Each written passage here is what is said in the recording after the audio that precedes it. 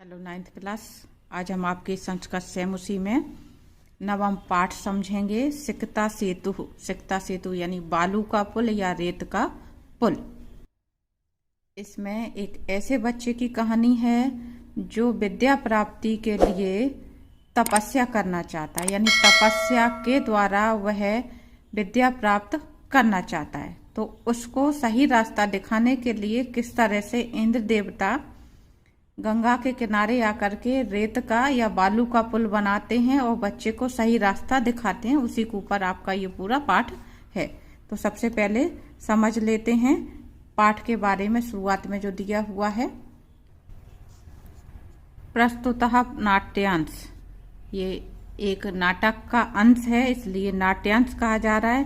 प्रस्तुत नाट्यांश यानी नाटक का अंश। सोमदेव विरचितः यानी सोमदेव द्वारा रचित।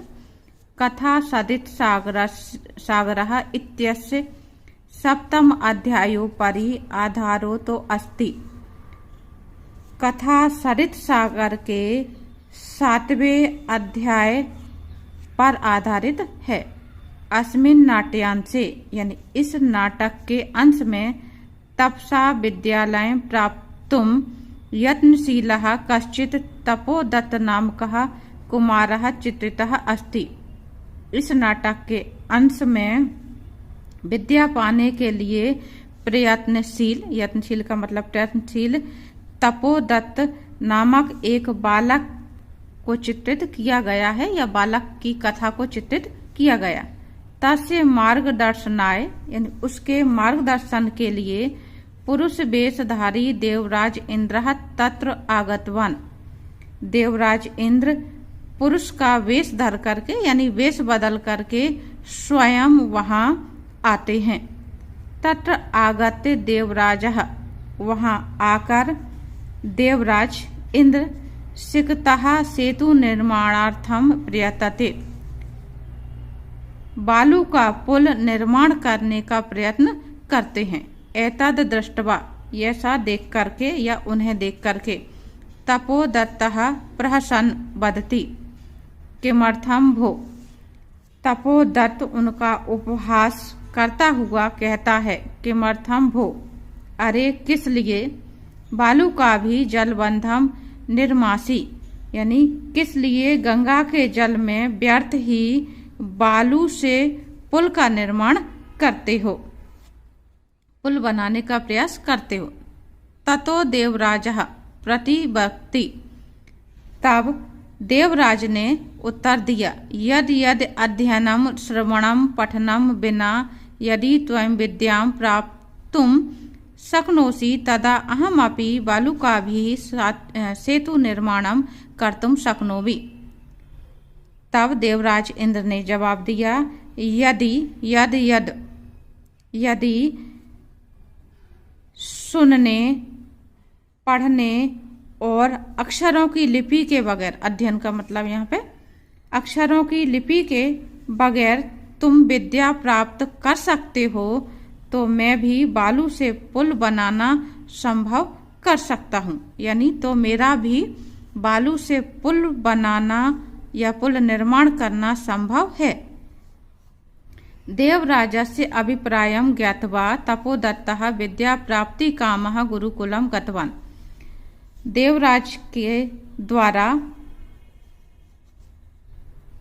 अभिप्रायं ज्ञात्वा यानी देवराज इंद्र ने जो बात कही उसका अभिप्राय जानकर, ज्ञात्वा यानी जानकर तपोदत्त गुरुजनों के मार्गदर्शन में विद्या अध्ययन के लिए गुरुकुल चला गया। यानी जो इंद्रदेव उसको समझाना चाहते थे, उनके इस तरह से वेश बदल करके आकर के सेतु का निर्माण करने से देवराज को वो बात समझ में आ जाती है। तत् प्रविशति तपस्या रतः तपोदत्तः, तत् प्रविशति यानी तब प्रवेश करता है, तपस्या रत यानी तपस्या में लीन या तपस्या में लगा हुआ तपोदत्त। तत् का मतलब यहाँ पे इसके बाद तपस्या में लगा हुआ तपोदत्त प्रवेश करता है। तपोदत्तः। अहम अस्मि तपोदत्तः, मैं तपोदत्त हूँ। बाल्ये पितृचरणैः क्लेश्यमानो अपि विद्यां नाधीतवानस्मि। 3 शब्द हैं इसमें। बाल्य यानी बाल्यकाल में यानी बचपन में, पितृचरणैः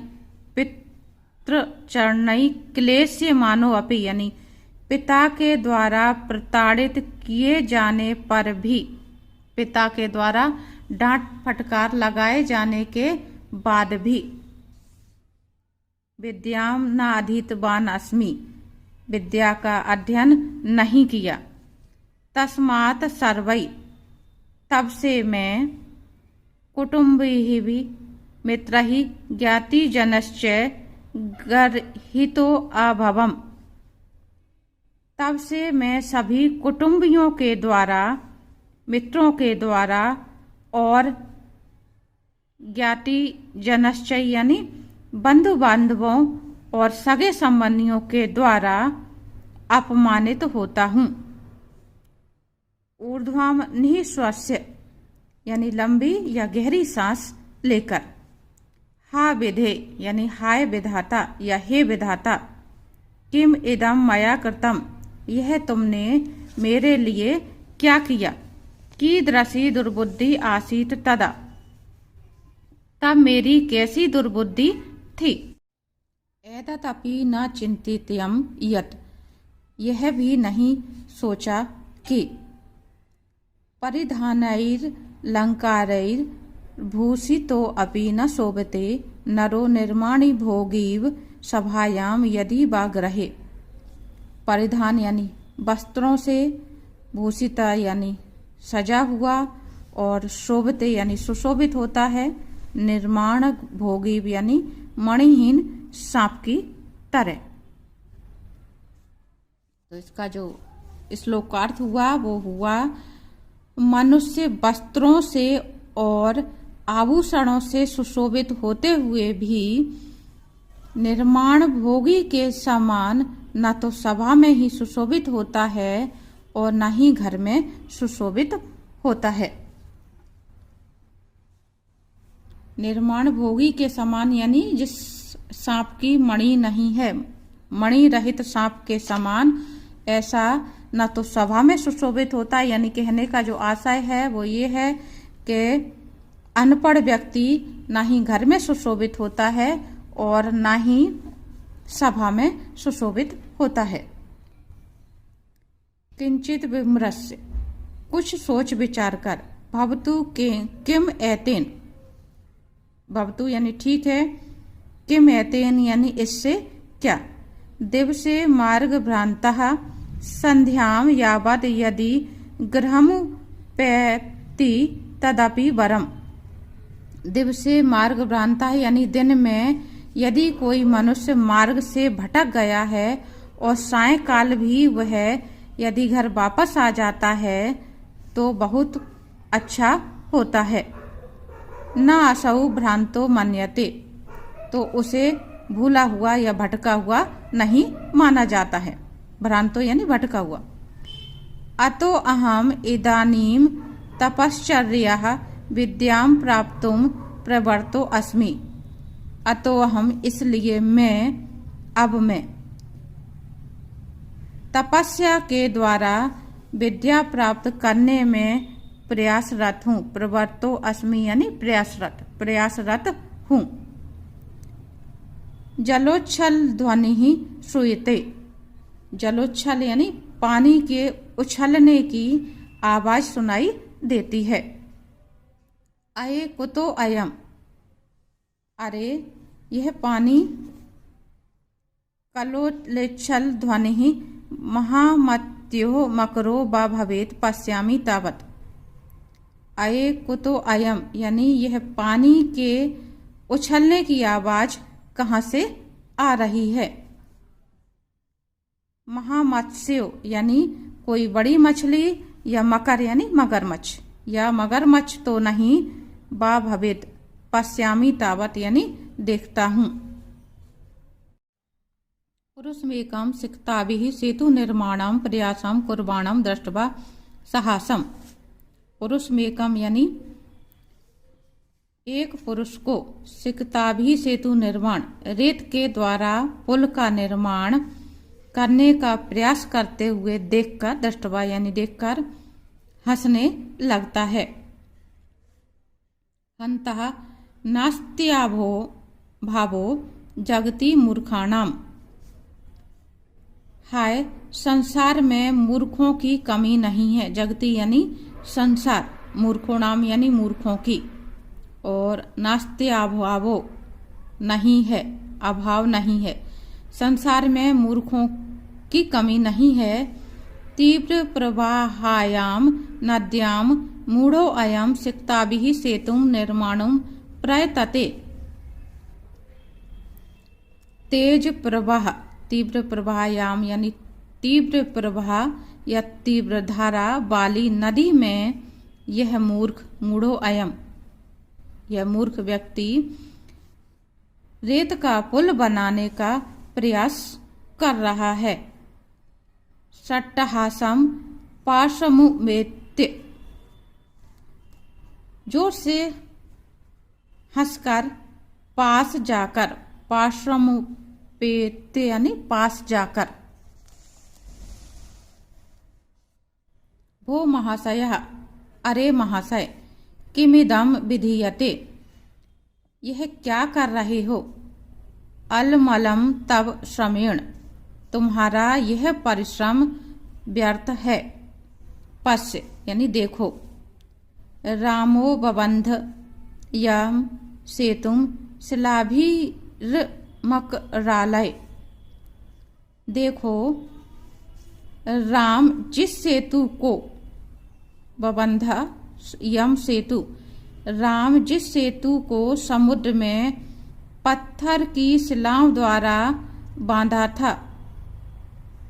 राम ने जिस सेतु को यानी पुल को समुद्र में पत्थर की शिलाओं द्वारा बांधा था, विदधद बालुकाभिस्तम यासी त्वमति रामताम, उसी प्रकार के पुल को तुम रेत द्वारा बनाने का प्रयास कर रहे हो। क्या तुम, यासी तुम अति रामताम, क्या तुम प्रभु राम से भी श्रेष्ठ हो। चिंत्य तावत, सोचो, कहीं रेत पर सिक्ताभिः क्वचित सेतु कर्तुम जुह्यते, सोचो कहीं रेत द्वारा भी पुल बनाया जा सकता है, जो तुम बनाने का प्रयास कर रहे हो। पुरुषा, भो तपस्विनः कथम माम अवरोधम करोसि, हे तपस्वी, तुम मुझे क्यों रोक रहे हो, यानी मेरे काम में क्यों अवरोध डाल रहे हो। प्रयत्नेन किम न सिद्धिम भवति, प्रयास से क्या कार्य सिद्ध नहीं होता है। का आवश्यकता शिला नाम, तो पत्थर की क्या आवश्यकता है। सिक्ताभिरेव सेतुं करिष्यामि स्वसंकल्प दृढ़तया, मैं रेत द्वारा ही पुल बनाऊंगा, ऐसा मेरा दृढ़ संकल्प है या ऐसा मेरा मजबूत इरादा है। तपोदत्त, तपोदत्त ने कहा आश्चर्यम यानी आश्चर्य है। किम सिक्ताभिरेव सेतुं करिष्यसि, क्या तुम रेत द्वारा ही पुल बनाओगे। सिक्ता जल प्रवाहे स्थास्यन्ति किम भवता चिंतितम न बा, सिक्ता जल प्रवाहे यानी क्या रेत के कण जल की धारा में रुक पाएंगे, क्या आपने यह नहीं सोचा है। पुरुषा, सोत प्रासम यानी उत्साह सहित खिल्ली उड़ाते हुए यानी मजाक उड़ाते हुए। चिंतितम यानी सोचा है। सम्यकम चिंतितम, अच्छे से सोचा है यानी भली भांति से सोचा है। नहाम सोपान सहायताया अधिरोढ़ुम विश्वसिमि समुत्पुलो त्वयो गन्तु क्षमो अस्मि। मैं सीढ़ियों की सहायता से चढ़ने को विश्वास नहीं करता हूँ। सोपान सहायताया यानी मैं, नह यानी नहीं, रोड़ुम अधिरोड़ुम, मैं सीढ़ियों की सहायता से चढ़ने को विश्वास नहीं करता हूँ। मैं तो उड़कर ही अटारी पर जाने में सक्षम हूँ। सक्षमो अस्मि यानी सक्षम हूँ। मैं तो उड़ करके ही अटारी पर जाने में सक्षम हूँ। यानी यहाँ पे वो पुरुष जो इंद्र देवता हैं वो व्यंग पूर्वक इस बात को बच्चे को कह रहे हैं कि जो काम उन्होंने सोचा है वो तो वही करेंगे, और यदि उन्हें कहीं पर ऊपर चढ़ कर के जाना है तो वो सीढ़ियों से नहीं चढ़ेंगे। यानी कि जिस काम को जिस तरीके से करना चाहिए उस तरीके से नहीं करेंगे, वो तो उड़ करके ही ऊपर अटारी पर जाएंगे। तो मनुष्य कभी उड़ करके जा नहीं सकता है, यानी असंभव को संभव नहीं किया जा सकता है। तो इसके द्वारा ही वो बच्चे को समझाने की कोशिश कर रहे हैं कि वो भी क्या कर रहा है कि पढ़ना लिखना का अभ्यास छोड़ करके तपस्या के द्वारा ज्ञान प्राप्त करना चाहता है। तपोदत्त सव्यंगम, तपोदत्त ने व्यंग के साथ कहा, साधु साधु, साधु यानी ठीक है ठीक है। अंजनेयम अप्यतिक्रमामसि,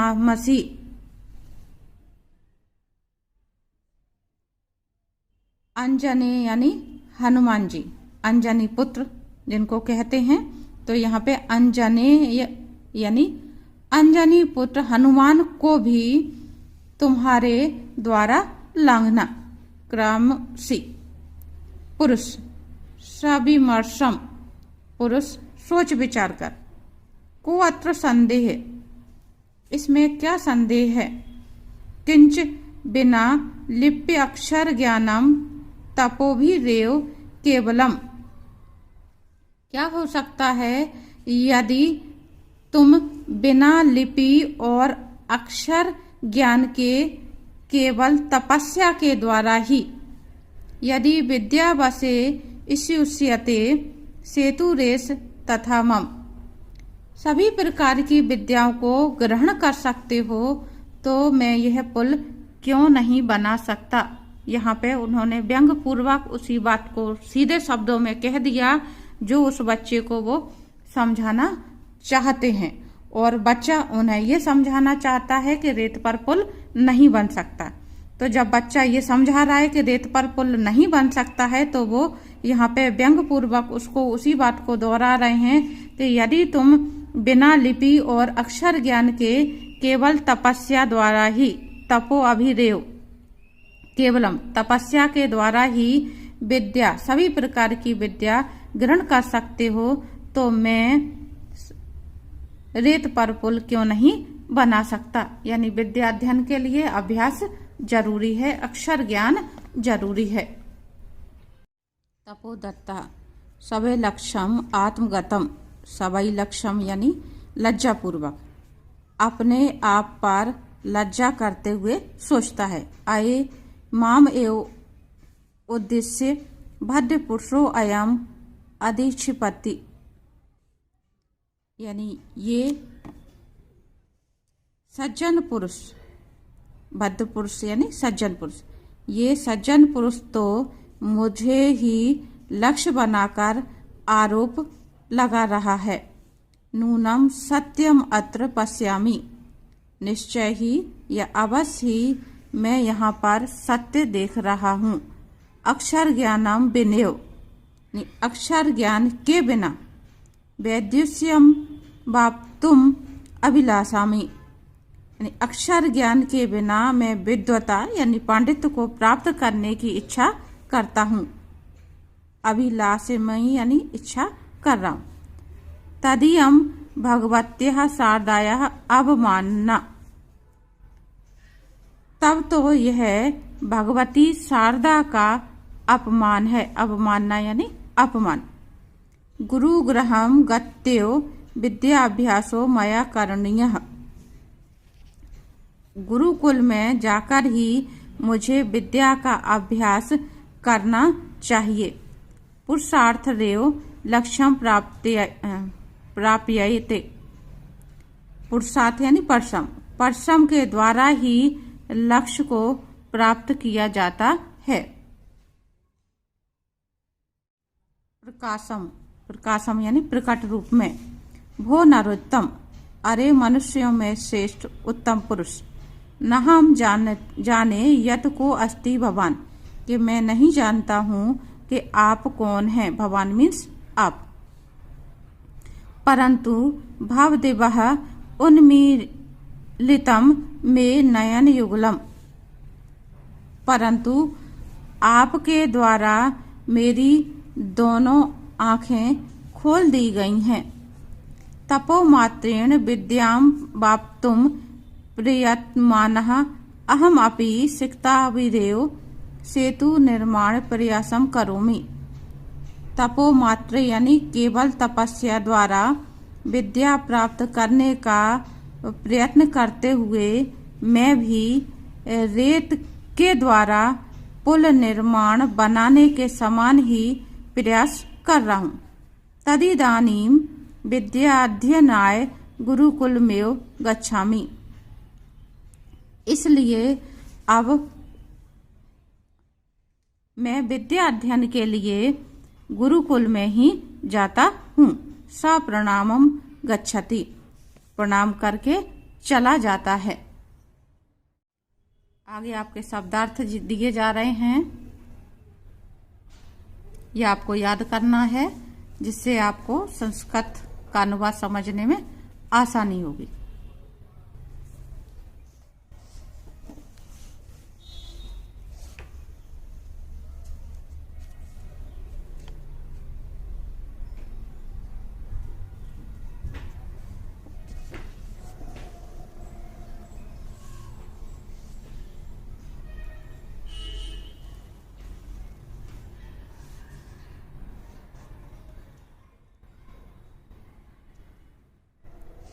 नीचे अनुवाद दिए हुए हैं, जो आपके श्लोक आए उसी श्लोक का ये अनुवाद करने के लिए अनुवाद दिया हुआ है। अनुवाद से अनुवाद हमें समझने में आसानी होती है।